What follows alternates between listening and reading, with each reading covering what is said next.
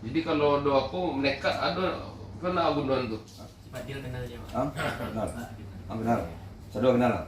Ya, kami juga mengamankan nih pelaku curas AP yang terjadi di bawah jembatan Gopal, Kota Pariaman lebih kurang 4 bulan yang lalu.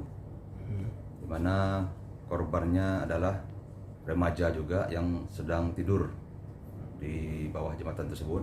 Kemudian datang pelaku ini sebanyak 6 orang dari daerah Lubuk Alung dengan senjata tajam, kemudian menyerang korban ini karena sebelumnya ada permasalahan perselisihan, sehingga korban ini melarikan diri dan kemudian HP-nya diambil sebanyak 3 buah.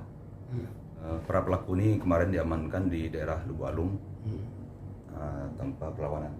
Dan di antara pelaku ini 2 orang masih di bawah umur dan 2 orang sudah lebih dari 18 tahun. Berapa orang? Korbannya ada 3 orang yang sebagai pemilik HP. Yang muka ada korbannya. Ada. Berarti senjata tajamnya Jenis celurit, tapi pengakuannya sudah dibuang. Itu. Kemarin ada informasi bersaudara Pak Ustaz ya? Ya, pelakunya ada bersaudara, adik kakak, 2 orang.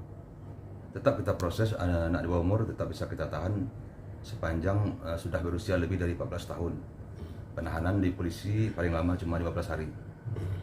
informasinya mereka berjumlah lebih dari 4 orang ini. Iya, mereka berjumlah 6 orang waktu melakukan penyerangan tersebut dan 2 lagi belum tertangkap.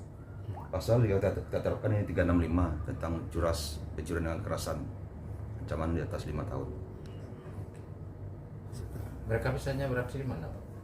Mereka mengakukan baru 1 kali ini beraksi di Kota Pariaman, dan itu pun dilakukan karena ada permasalahan sebelumnya. Namanya anak-anak muda, ada gesekan. Sesama geng. Iya. Barang bukti masih didapat dari tangan pelaku ini sebanyak 3 unit. Mana?